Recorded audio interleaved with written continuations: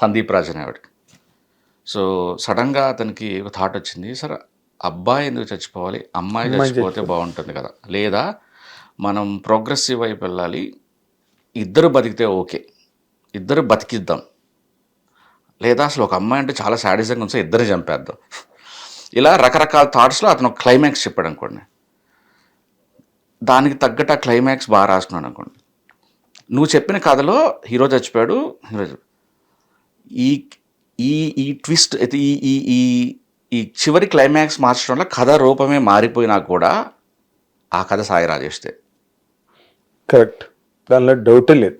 Okay, ఇది ఒప్పుకోవటానికి చాలామందికి బాధ అనమాట. అరే నువ్వు చెప్తే మేమంతా మార్చుకున్నాం కదా అంటే, నో, ఆ కథని ఆ రైటర్ ఇంకెక్కడికి తీసుకెళ్ళలేడు. కరెక్ట్. ఆ కథ తను చాలా చాలా సంవత్సరాలు మోసి రాసి నీ దగ్గరికి వచ్చినప్పుడు దాన్ని నువ్వు మార్పులు చేసుకునే అధికారం ఆ రైటర్ నీకు ఇచ్చినప్పుడు నువ్వు మార్పులు చేసుకో, స్టిల్ కథ అతనిదే. అవును, ఇది దానిలో డౌట్ లేదు సాయి.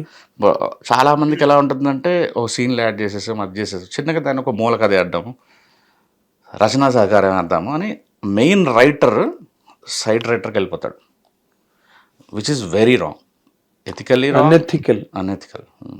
కరెక్ట్. బట్ అలాంటివి చాలా జరుగుతున్నాయి, అలాంటివే జరుగుతాయి, ఇండస్ట్రీ నిండా జరుగుతున్నాయి అలాంటివి. చాలా మంది రైటర్లు అందుకే డైరెక్టర్లు అవుతారు, అయ్యారు కూడా.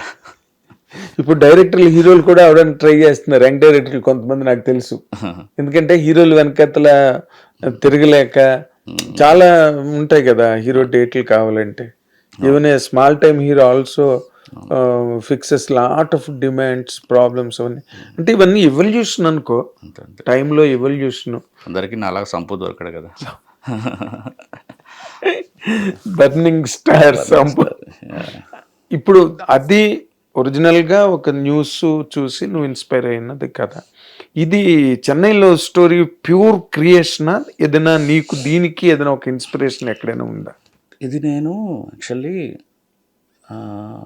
బేబీ తర్వాత తీద్దామనుకున్న స్టోరీ సార్. సో నాని గారి వాళ్ళ సిస్టర్, ఒక హీరో నాని గారి వాళ్ళ సిస్టర్ ఒక అమెజాన్లో ఒక సిరీస్ చేశారు. ఆమె ఆ సిరీస్కి విజయబుల్ గానే మ్యూజిక్ డైరెక్టర్. సో నేను ఆ ట్రైలర్ చూశాను సార్. ట్రైలరు చాలా బ్యూటిఫుల్ ఉంది, కానీ బ్యాక్గ్రౌండ్ స్కోర్, ఆ ట్రైలర్కి వాడిన బ్యాక్గ్రౌండ్ స్కోరు ఎక్స్ట్రాడినరీ ఉంది మా విజయబుల్ గానే. అప్పుడే బేబీ అయిపోయింది, షూటింగ్ అయిపోయింది. సో నేను ఇమ్మీడియట్లీ బేబీ తర్వాత ఏదో ప్రొడ్యూస్ చేయాలి లవ్ స్టోరీ అన్నప్పుడు ఆ విజయ్ ఆ ట్రైలర్, ఆ ఓన్లీ ఆ టైటిల్, ఆ ట్రైలర్ తాలూకు ట్రాక్ నాకు పంపించు అని చెప్తే, సార్ ఇది పాట కూడా చేసాం సార్, పాట కూడా వినండి అని. నింగి ఏలే తారా అని ఒక పాట ఉంటుంది, నింగే ఏలే తారా అని ఒక పాట. సో ఆ పాట నాకు పంపించాడు, 2 పంపించాడు. నేను మా డ్రైవర్ని ఇట్లా నువ్వు డ్రైవ్ చేయరా అని చెప్పి రాత్రి 7 గంటలకి 8 గంటలకి దాదాపు మేడ్చల్ వరకు వెళ్ళిపోయి, నాకు ఏం థాట్ పడుతుందంటే ఆ బ్యాక్గ్రౌండ్ స్కోర్ రన్ అవుతుంది, పాట రన్ అవుతుంది. సో ఒక అమ్మాయి సముద్రం దగ్గర కూర్చున్నప్పుడు ఆ అమ్మాయి చాలా బాధపడుతోంది, తన ఫస్ట్ లవ్ పోయినప్పుడు. ఒకడు చాలా చాలా ఫన్నీగా, అందరి మంచి కోరుకునే ఒక మంచివాడు వచ్చి అమ్మాయికి చాలా ఫన్నీ వేలు, అంటే హృదయకాలం రైటర్ మాట్లాడితే ఎలా ఉంటుంది వాడికి, అంటే వాడు ఏదో చెప్పాలనుకుంటున్నాడు కానీ చెప్పలేడు ప్రాపర్ లాంగ్వేజ్లో.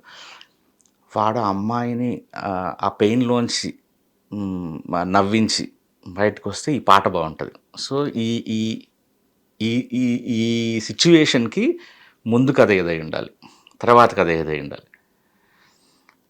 అని అలా ఊహిస్తుండగా మేడ్చల్ వెళ్ళేటప్పటికి నాకు ఓకే, ఇది ఇంటర్వెల్ ఒక పాయింట్ నాకు థాట్ వచ్చింది సార్. అసలు ఫుల్ ఎక్సైట్ అయిపోయాను అన్నమాట. సో ఐ థింక్ గంటలో కథ పుట్టేసింది నాకు, గంటన్నరలో మొత్తం starting point, mid point, end point.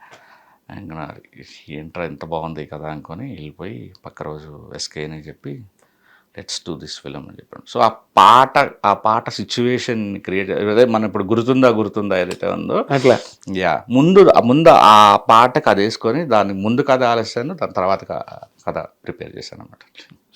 So it is not inspired from any real incident or not or something. Okay.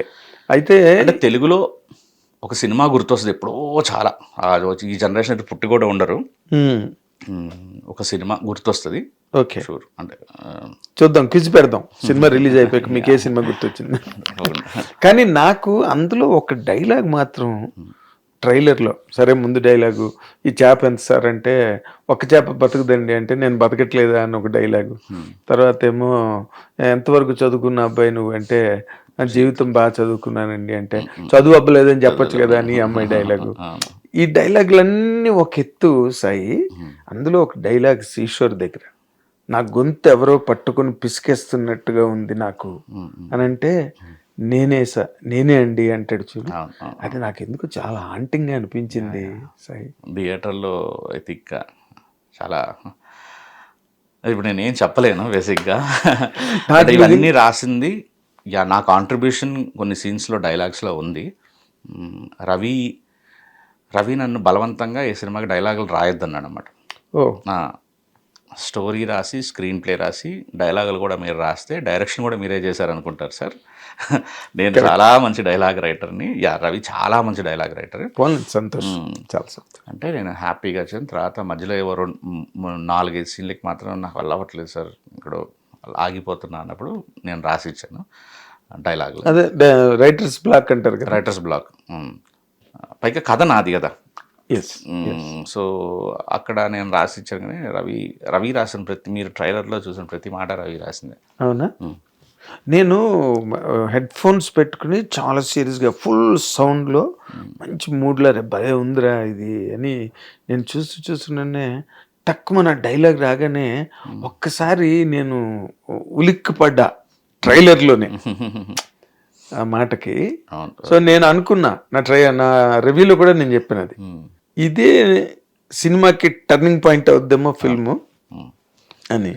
Sir మీకున్న గొప్పతనం ఏంటంటే, బాలచంద్ర గారు ఏమో చెన్నై నుంచి వైజాగ్ వెళ్ళి శ్రీశ్వర్ దగ్గర మరో చరిత్ర తీసి సూపర్ హిట్ కొడితే, మీరు చెన్నై సీ దగ్గరికి వెళ్ళి. మేము చెన్నై సీకి వెళ్ళాం, మేము కూడా చీరాలు వెళ్ళామండి. అంతేనా?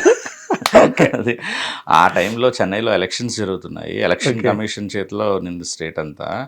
సో పర్మిషన్ రాలేదు మాకు. మ్యాక్సిమం మేము తీసిన అవుట్డోర్ షాట్స్ అంతా బీచ్ కాకుండా అంతా పాండిచ్చేరిలో తీసాం సినిమా. అవునా? పాండిచ్చేరి గవర్నమెంట్ కానీ అక్కడ చాలా బ్యూటిఫుల్లీ సపోర్ట్ చేశారు. ఆ టైంలో స్టేట్ గవర్నమెంట్ లేదు అక్కడ, చెన్నైలో, తమిళనాడులో. సో చీరాల్లో సినిమా షూట్ చేశాం సార్. అసలు నాకు ఇప్పటికి కూడా అనిపిస్తుంది, చీరాల అనేది మనకు ఒక ఆంధ్రప్రదేశ్ గవర్నమెంట్కి కానీ ఇక్కడి నుంచి దాదాపు ఒక 5-6 అవర్స్ ట్రక్ సరిగ్గా డ్రైవ్ చేయగలిగితే వీకెండ్, చీరాల టూరిస్ట్ హబ్గా నెక్స్ట్ లెవెల్లో డెవలప్ చేశారు అసలు. మీరు వెళ్తే అక్కడ విల్లాస్ కానీ రిసార్ట్స్ కానీ, అసలు బీచ్ ఎంత బ్యూటిఫుల్ ఉంటుందండి, అంత బ్యూటిఫుల్ ఉంటుంది. వేవ్స్ కానీ అసలు కానీ చాలా బాగుంది, నిజంగా రిచ్గా ఉంది చాలా. మీరు అక్కడైనా తీశారు, మణిశర్మ గారిని పియానో పెట్టేవన్నీ కూడా. మీరు సినిమాలో ఏదైతే చూసారో అన్ని సగం అంతా చీరాలగా రిలేటెడ్ అన్నట్టు. లైట్ హౌస్ సెట్ వేసాం. పీపుల్ ఆర్ సో ఫ్రెండ్లీ, ఏరో డిస్టర్బ్ చేయలే ఇక్కడ మన చీరాల్లో. అసలు అంటే మేము వీకెండ్ ఇట్లా సాయంత్రం ఒక 5 గంటలకు అట్లా బయలుదేరితే అట్లా 2 గంటలకు 1 గంటకి అక్కడ చేరుతాం. శని ఆది అక్కడ పెట్టి మళ్ళీ రిటర్న్ రాదు. అంతా ఐ థింక్ గవర్నమెంట్ కందులు దుర్గేష్ గారు మొన్న మా సాంగ్ వచ్చినప్పుడు కూడా, సాంగ్ లాంచ్కి వచ్చారు ఆయన, కందులు దుర్గేష్ రఘురామకృష్ణరాజు చెప్పారు, బాగా డెవలప్ చేస్తాము Chirala. Very near to Hyderabad sir. ఒక రకంగా 5 hours అంటే ఎంత? 5 hours నథింగ్ అసలు, నిల్ డిస్టెన్స్ లాగా. Good, very good.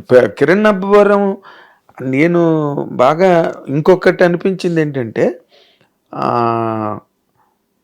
Kiran అబ్బవరంకి character నేను తను కూడా అడిగాను నేను ఈ ప్రశ్న, కిరణ్ నీకు ఈ క్యారెక్టర్ ఎలా ప్లస్ అవుతుంది, లేకపోతే నువ్వు ఎలా ప్లస్ అవుతావు క్యారెక్టర్కి? ఎందుకంటే ఆల్రెడీ తను కే ర్యాంపు కొంచెం మెచ్యూర్డ్ క్యారెక్టర్స్ చేశాడు. ఇది చాలా ఇన్నసెంట్ కనిపిస్తుంది బిగినింగ్లోని. అసలు హౌ డిడ్ ఈ జస్టిఫై అంటే ఏం చెప్తావు సాయి? సార్ ఈ సినిమాకి 3 హీరోలు sir, apart from the director. అంటే మీరు ఎవరు బాగా పనిచేశారు అనేది చెప్పలేరు. ఒకటి కిరణ్ అబ్బవరం, 2 గౌరీప్రియ, 3 మణిశర్మ. మీరు కిరణ్ అబ్బవరం ఇన్ని రోజులు చూసిన కిరణ్ అబ్బవరం వేరే, దీంట్లో పీక్స్ ఉంటుంది అనమాట పెర్ఫార్మెన్స్ సైడ్. అవునా? చాలా పీక్స్. గుడ్. సినిమాకి ప్రాణం పెట్టేశాడు. మీరు చాలా సర్ప్రైజ్ అవుతారు. ఆ, కిరణ్ అబ్బవరం బాగా యాక్ట్ చేయటం వేరే, స్టీవెన్ శంకర్ అద్భుతంగా పెర్ఫామ్ చేయటం వేరే. Correct. It makes life difference. మీరు మర్చిపోతారు ఒక 15-20 నిమిషాల తర్వాత స్టీవెన్ శంకర్ చూస్తున్న ఫీలింగ్ వచ్చేస్తుంది. ఎండ్ వరకు కూడా క్యారెక్టర్లోంచి ఎప్పుడూ బయటకు రాలేదు అసలు. అది క్లైమాక్స్ నేను ఇప్పుడు చెప్పలేను, కానీ అసలు ఇంటర్వెల్ పాయింట్కి అయితే నేను నోరు తెరుచుకొని చూశానమాట. ఓకే, ఇది కూడా ఒక పెర్ఫార్మెన్స్ కదా, ఏమీ చేయకపోవటం కూడా ఒక గొప్ప పెర్ఫార్మెన్స్. Yes, yes. అది నేను first time underplaying is very పెద్ద పెర్ఫార్మెన్స్. నేను మళ్ళీ మనం ఇంకొక ఇంటర్వ్యూలో కలిసినప్పుడు నేను ఇంటర్వ్యూలు గుర్తుపెట్టుకోండి, సో ఎంత బ్యూటిఫుల్గా ఏమీ చేయకుండా ఎంత బాగా చేశాడు అనేది ఆ రోజు మాట్లాడుకుందాం. డెఫినెట్గా ఇది హిట్ అవుతుంది. ఇమీడియట్గా మాట్లాడుకోలేదు దాని అనుభవాలు గట్ట. ఈ గౌరీ అనే అమ్మాయిని ఫస్ట్ ఆప్షన్ అమ్మాయా? ఫస్ట్ ఆప్షన్ కాదు అసలు. ఫస్ట్ ఆప్షన్ హీరోలు వీళ్ళు కానే కాదు. నాకేంటంటే డైరెక్టర్స్కి తెలుగు అమ్మాయిలు ఉండటం చాలా పెద్ద అడ్వాంటేజ్ సార్. ఇప్పుడు నేను బేబీ హిందీ చేస్తున్నాను, నాకు మా హీరోయిన్కి ఎంతో కొంత కమ్యూనికేషన్ గ్యాప్ ఉంటుంది ఎక్స్ప్లెయిన్ చేయటంలో. హిందీ అమ్మాయి అంటే ఎడ్జ్ మీద ఉండే క్యారెక్టర్ కదా. అమ్మో. హిందీ అమ్మాయి, నాకు హిందీ మీద అంత పట్టలేదు.